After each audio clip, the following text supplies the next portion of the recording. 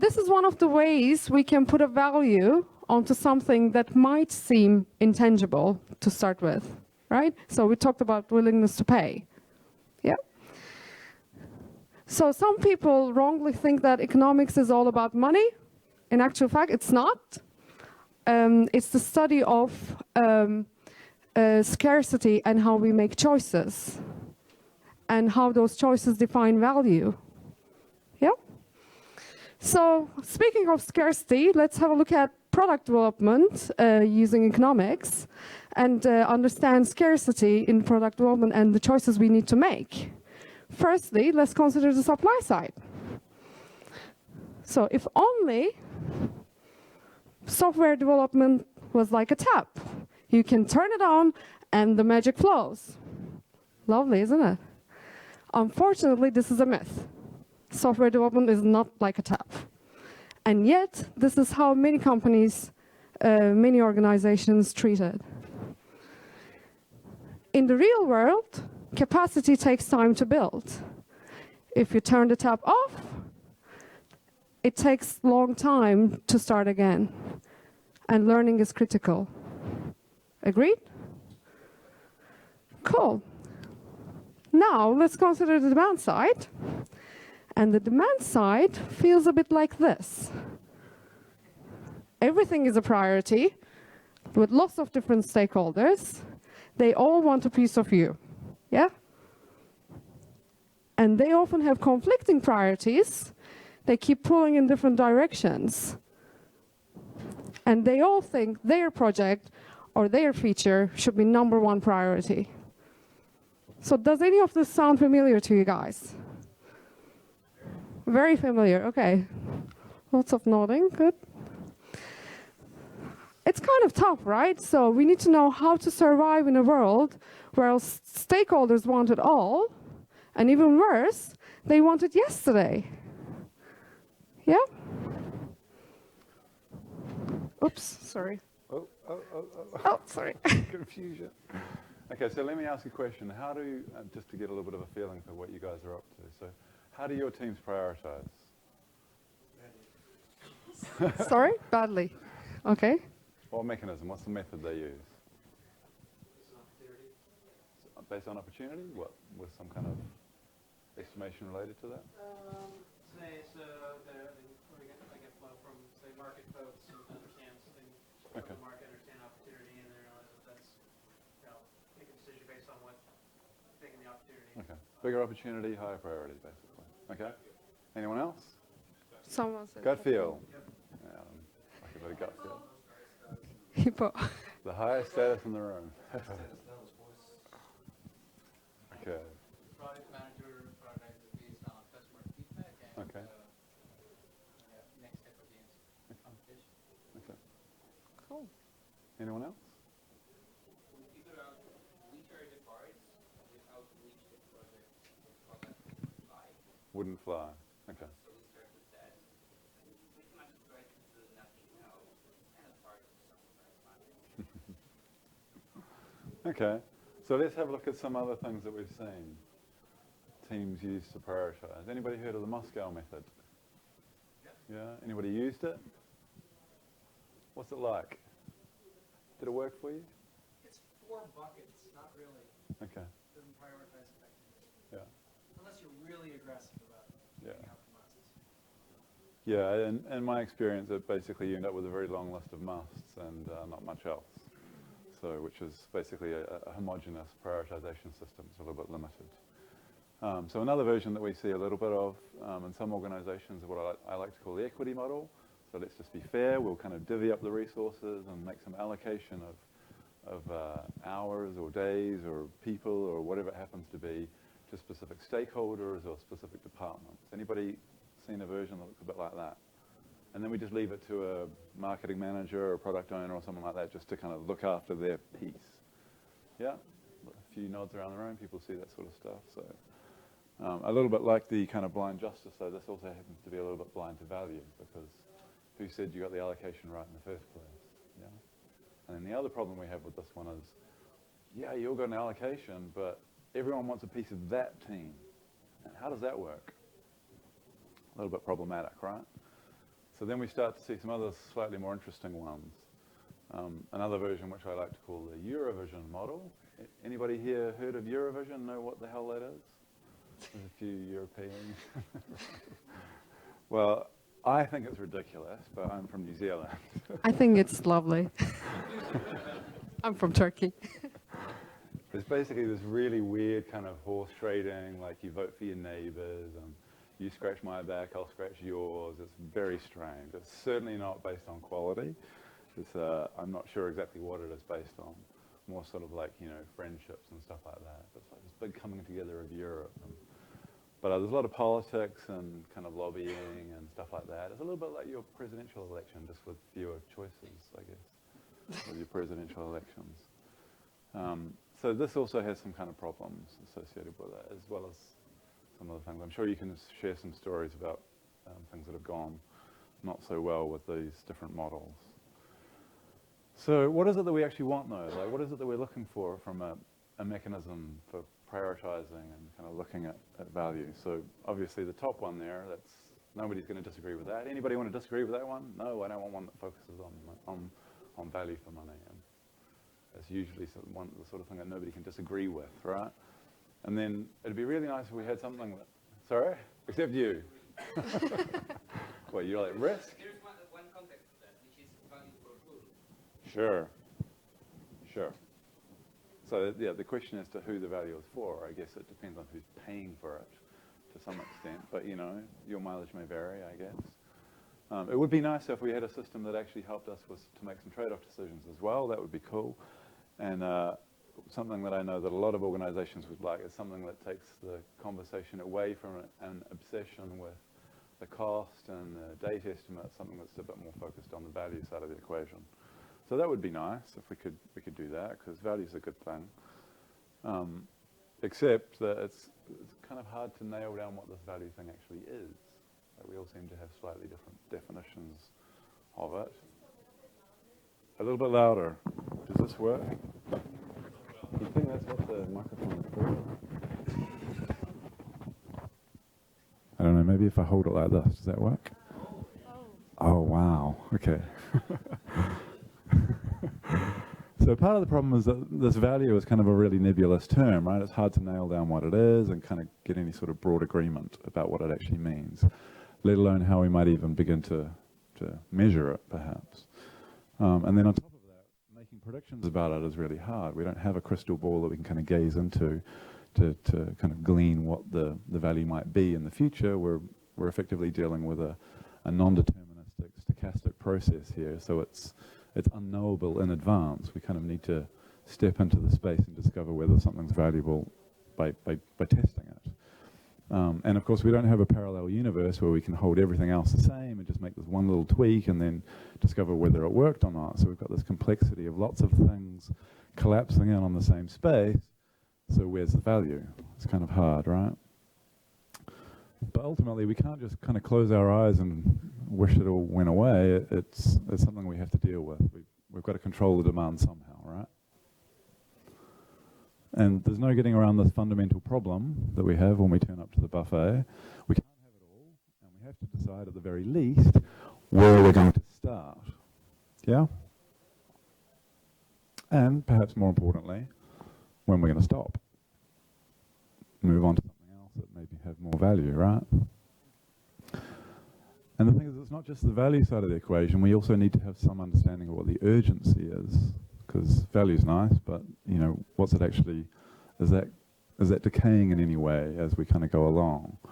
And to kind of illustrate that, here is I'm sure you guys all know what this is, because this is a lean Kanban conference. So this is a value stream map for a feature that has been delivered. From the little green dots of the value add, and there's lots of red dots of basically weighting. And this may look really extreme to you, but if you've ever done any value stream mapping, you'll find something pretty similar. Even if it doesn't feel like this is pretty normal, effectively. And of course, the question we have is, what is all this weighting costing us?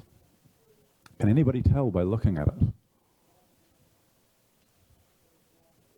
Don't have enough information, do we? Okay. So what can we do about that?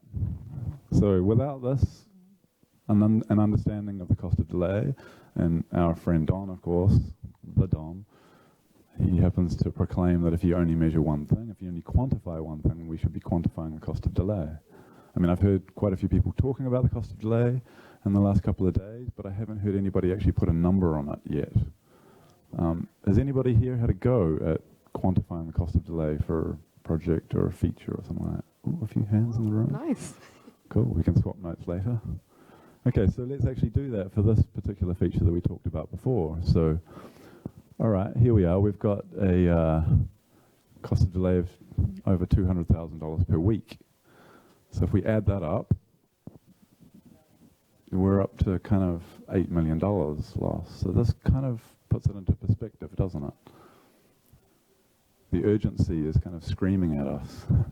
$210,000 a week. Ah! And of course, most of the weight waste in here is not going on here, where everyone seems to focus on the efficiency of this little part here, and maybe a little bit of this.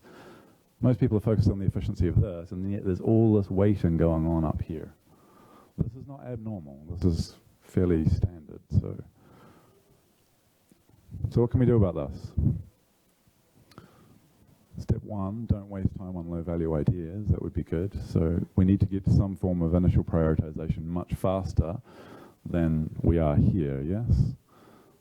So we go through some mechanism by which we bring that under control. And if we don't do this, this is what happens. We end up with an awful lot of work in progress in the front end of the process. If you quickly scan those numbers, you can see that there are nearly 3,000 things, requirements, before they've been prioritized. That's kind of 10 times the amount of what's going on in development itself. So there's a huge amount of overproduction going on upstream. And of course that sort of stuff leads to this sort of stuff, which is a histogram of lead time from end to end. And unsurprisingly, it's ginormous and heavily skewed, of course, to each end, but basically 25% of them are taking more than a year to come out of the pipeline. So this is from the time when they were first raised, captured into a central system. Jira, in this case it was Focal Point. I wouldn't recommend it. So, of course, most of this lead time is being wasted in the fuzzy front end. This stuff going on up here. Yeah? So trying to speed up what's going on down here doesn't make any sense. It's not like it suddenly became more urgent just because you assigned a development team to it. It was urgent all along, the value was there, it's been leaking away the whole time, but okay, now we've got a development team. Ah, it's urgent now. No, it's been urgent all along.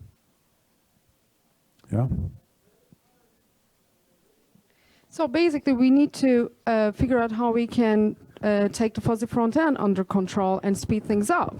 And cost of delay helps with this by putting a price tag on time. So what is cost of delay? Cost of delay is the opportunity cost of having something now versus having it later. And in order to get the cost of delay, we need to think of the business value of the feature.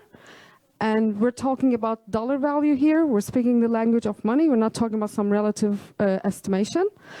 And we shouldn't forget the information discovery value. That's quite important. We're going to get to that in a minute.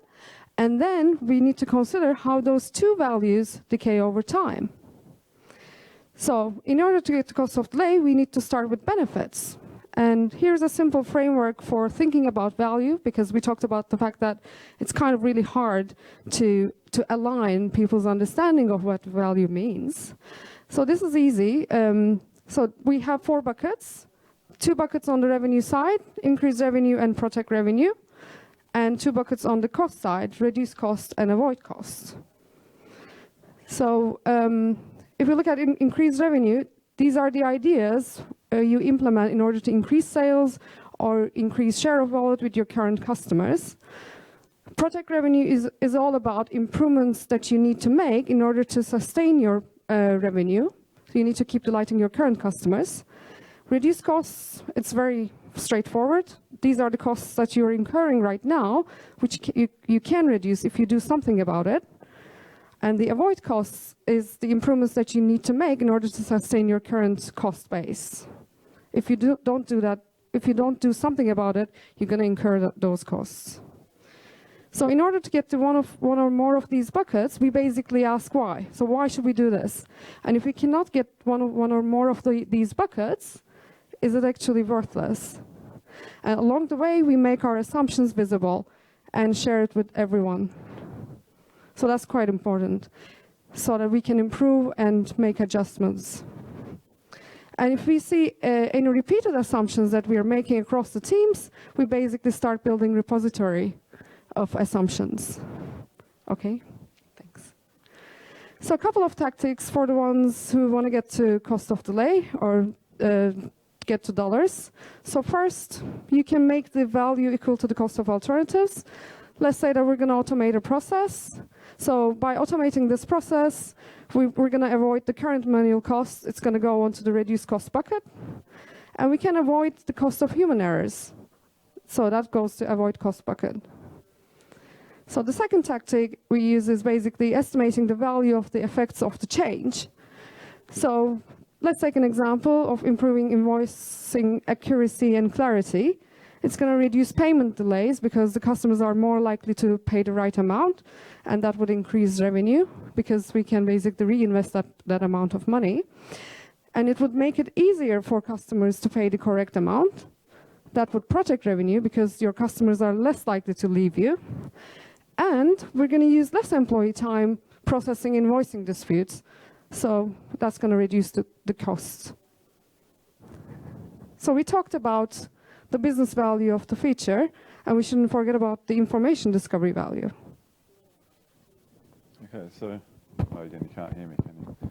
So you could say that information discovery value is about avoiding the cost of the wrong path. So which way you're going to go, you're not sure, you kind of basically need to figure out what that is. And knowing that information kind of reduces our economic risk, so we should be willing to pay something for that. It's certainly valuable to us. So a couple of ways of kind of quantifying that. What would this information cost us to obtain it firsthand, to actually put the effort in to go and figure this out ourselves? It's got to be at least worth that, otherwise you wouldn't do it. And then the other option is, if this information was available on the open market, what would you be willing to pay for it? Another mechanism we can use to kind of we can actually quantify what the value of the information is. But effectively, we're trying to work out what is it worth for us to avoid taking the wrong path. And sometimes that's just sheer time, that we can actually reduce the amount of time that we're taking. So we've got some understanding of the business value of the feature. We've got some understanding of the information discovery value. The last thing that we need is some understanding of how that value is going to decay over time. Yep.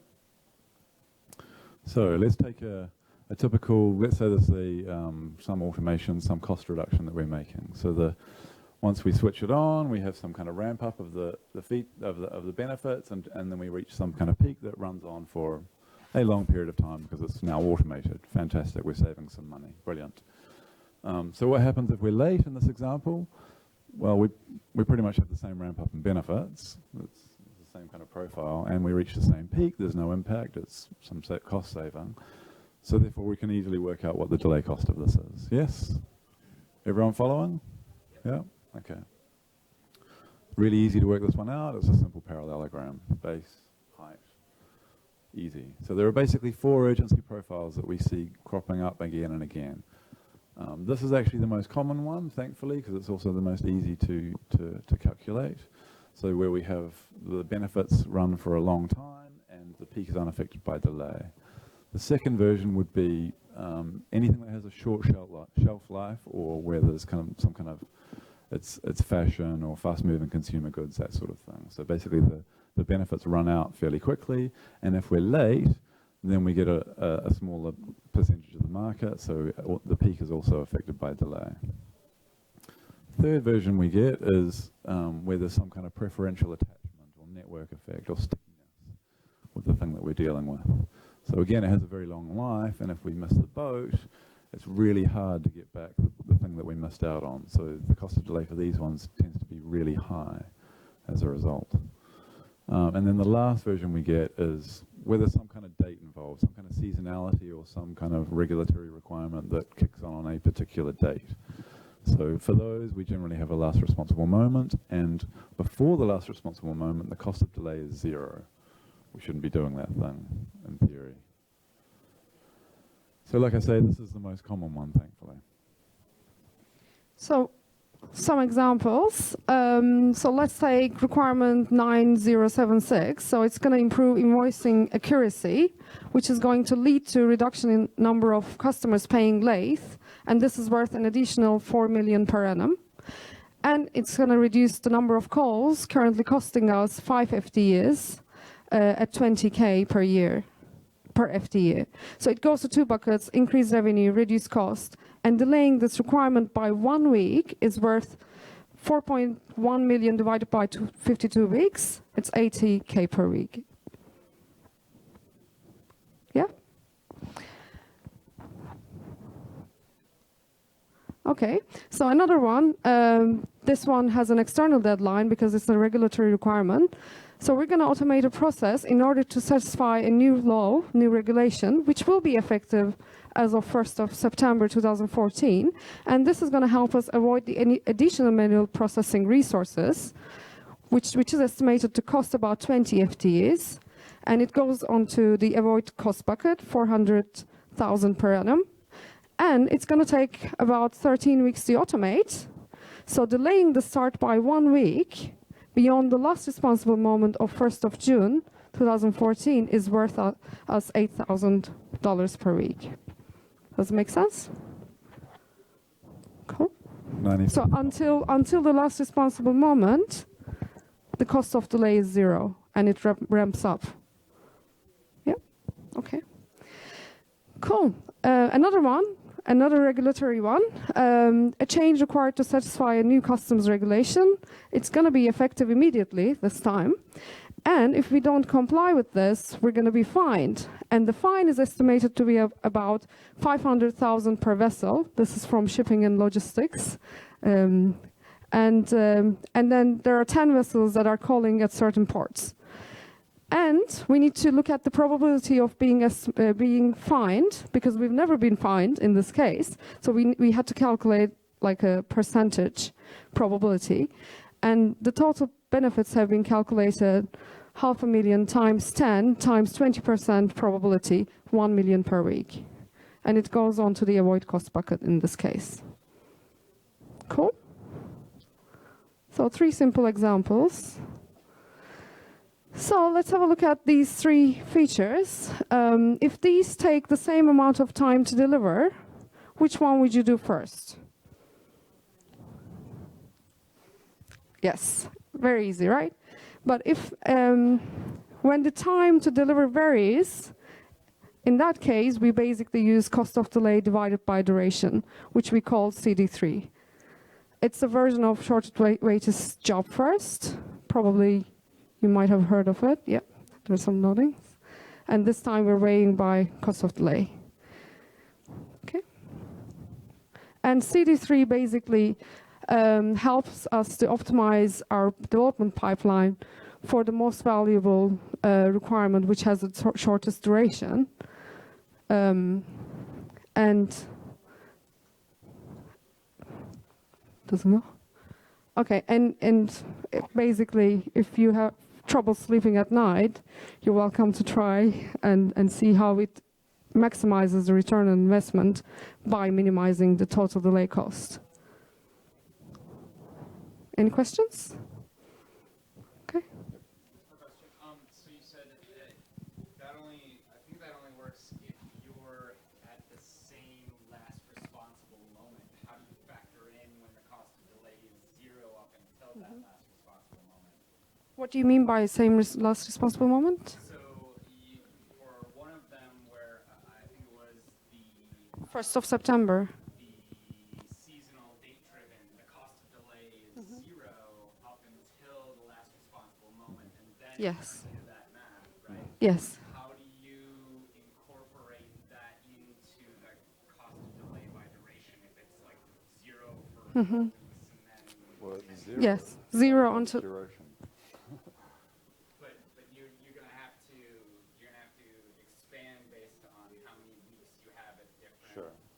Sure. Yeah. So if there's some kind of uncertainty in whether you're going to have space. Sorry. If there's some uncertainty about whether you're going to have space in your pipeline in order to be able to handle that in time, then you obviously need to take that into account. But so that may mean that you end up ramping up your cost of delay in advance of the last responsible moment. So in that case, I'd say you've reached the last responsible moment if you need to have pulled it off in order to deliver it on time. So I think there may be an issue with the last responsible moment calculation rather than the cost of delay part. Does that make sense? They don't need to be the same last responsible moment, that's for sure. I think the question though is on the next slide, is when you're doing your forecasting and planning, or sorry, the one before this, maybe for that one, and just your prioritization. At some point, right now, that's at 0 per week, but at some point, that's going to move to 8,000 per week. It still won't change the math here. No. It would change the math if that $1 million a week that you're finding. Yes. If that is 0 for the next 3 years, I want it to say 0 now. But if it's 1 million a week and it's in the next 4 months, even though it's 0 and it'll only be taking a month to build, I probably want a heads up because there's a risk in that. Yeah, sure. Yes. Okay, cool. We've got to rush. So in the real world, it's not an algorithm or the data that makes the decision. So we need to point out that it's people who make the decision. You can still use additional levers like organizational strategy or technology strategy. What we want to do is basically start with CD3 as an initial means to triage our ideas and adjust cost of delay to reflect your technology strategy or organizational strategy, and state the reasons for that adjustment so that everyone knows why you're playing with the number. So I think this to some extent answers your question. Like, if you fear that there's going to be some, I mean, if you've got that kind of issue where things are taking so long, then I think you've got batch size problems that I'd probably want to look at as well. But yeah, this is not like some kind of magical, here's a formula and it will make decisions for you. People make decisions at the end of the day, and we use this to inform our decision making. That's the hope, right? So this is a question we get usually by people who are either in the finance department or they have responsibility for some kind of fixed budget. They're like, yeah, but what about, why are you dividing by duration? Why not the cost? And the answer we normally give is like, well, if it's really a money issue, if it really is as valuable as we think it is, then you can generally beg, borrow, and steal from someone else's budget or raise capital or whatever, some other mechanism to fund it. It's not the scarce resource. You're kind of optimizing for the wrong thing. Whereas time with a scarce development team is the scarce resource. It's irreplaceable and it can't be reversed. So in effect, knowing how long the pipeline is blocked is actually much more valuable information than the cost side of the equation. Which is, I'm going to start a new hashtag. When it comes to scheduling, estimates are kind of useful, as much as we perhaps don't like doing them, or perhaps as much as they're abused. So there is a little caveat here. Obviously, don't abuse them. And even more importantly, to kind of, because whenever we talk about this with a more technical audience, they're kind of obsessive about the duration part of the equation, and it's like you're kind of missing the point. It's the other side that you're missing. So effectively, with that information about value, the system will optimize for other things, and this shouldn't be a surprise to anybody. Yeah? Unfortunately, this is how most IT departments are kind of treated, where the focus of the conversation is almost entirely on what things cost. And so, of course, they're incentivized to minimize that as much as possible, even when it doesn't make sense. We're running out of time, but let's just quickly fly through some kind of trade-off decisions. So we need to make a choice about which supplier we're going to go with. You whittled the field down to two great options, for which everything else is equal. Everything else is equal, except these two variables. Which would you choose?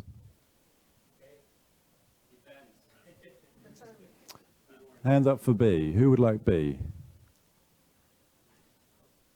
I got one. Come on, guys, it's half price. It's a bargain.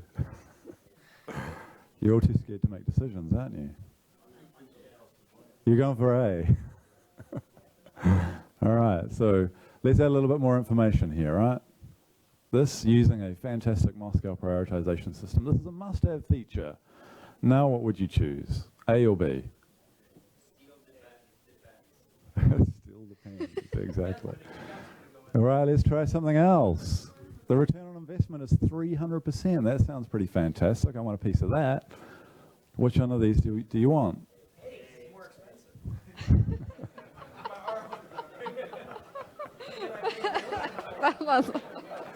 Tough crowd today, man. All right, how about this one? Benefit cost ratio 4.6. Which one, A or B? What are you missing? Benefit cost ratio 4.6. It tells me exactly what the value is. Doesn't tell me what the urgency is, though, does it? So there's this other, maybe this is a little controversial, but there is some mechanism by which you can calculate cost of delay, apparently, that looks like this. So let's take a relative business value of, let's say 2 points, and a time criticality of 3 points, and a risk reduction of 10 points. So it's 10 points total. Does that help you?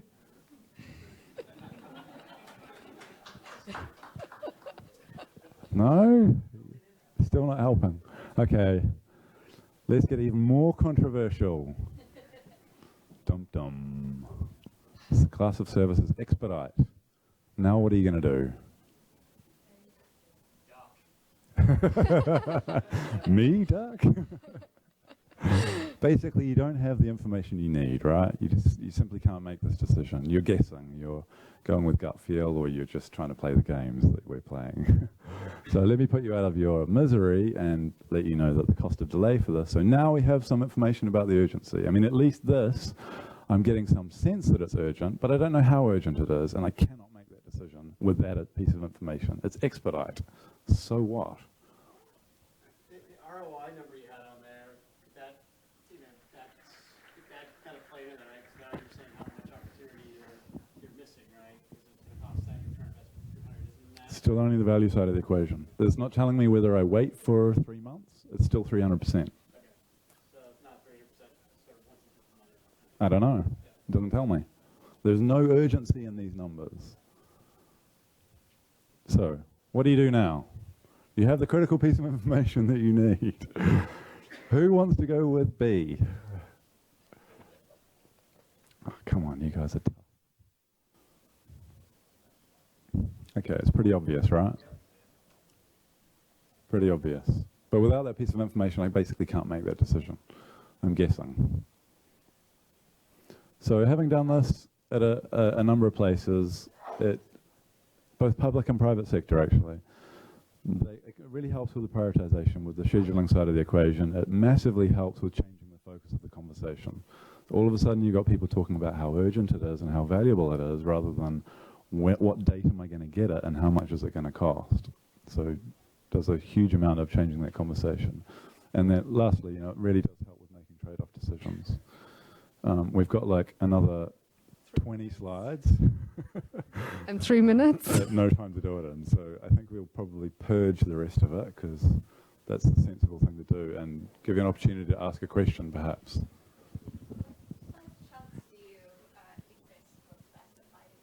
Oh, good question. Oh. Yes, very good question. We slides?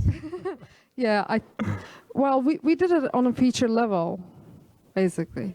Yeah. Feature level. Yes, it's not on a project level. Yeah. I printed out a few of the papers which goes into a bit of detail about the tyranny of projects, and how basically there's an awful lot of very small features that are extremely valuable and extremely urgent hidden inside these big project vehicles. It's basically terrible. It's a crying shame. So read the paper, have a read of the paper. So that kind of slicing, you mean how big are the features? If only we had a mechanism where we could dictate, only have ideas that are this big. It doesn't work like that, unfortunately. You got to have a mechanism for breaking them down, yes. Yes. Yeah. And the right size to break them down is more of a flow question than it is a value question, although they are kind of related, obviously. So another question is there any tools you have for people to, so you get to cost of delay, is there any tools or anything in there for people to start gaming it, right? So if I got 2 different Oh, good question. Good question.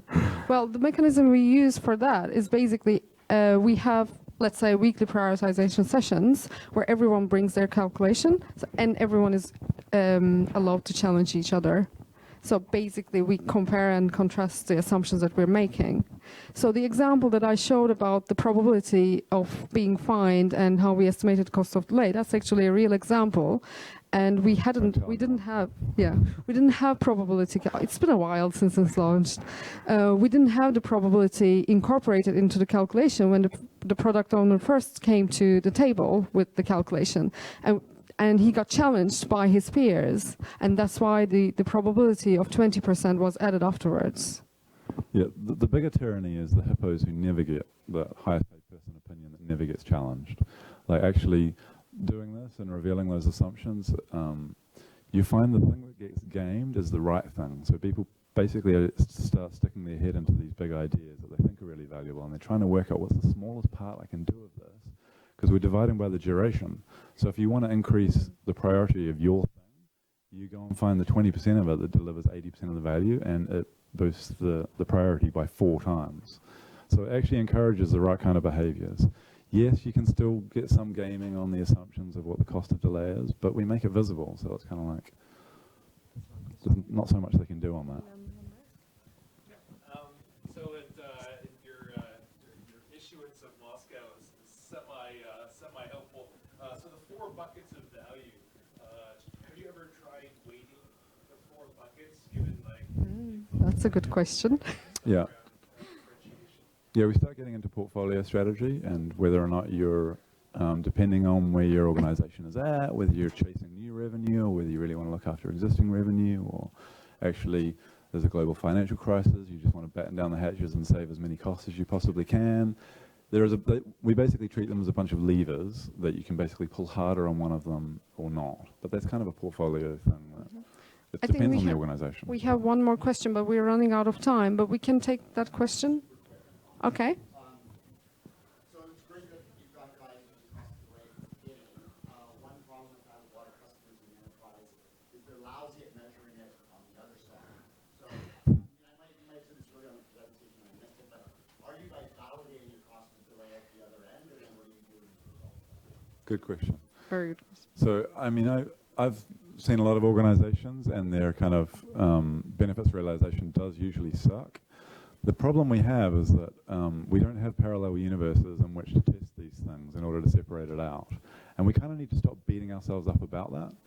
It's actually not that valuable to us. Like, yeah, you do want some kind of feedback loop about whether it turns out to be valuable or not, and whether the assumptions you're testing turned out to be the thing. Yeah. Yes. Yes. Yeah. Well, we're running a workshop on Thursday, actually, where we'll talk a little bit more about that very thing. So come along on Thursday. And we're going to have some calculations that you will actually calculate the cost of delay. So we will give you some scenarios. So come to the workshop. It's Thursday at 11. So I hope you enjoy it. And download the experience report. Thanks.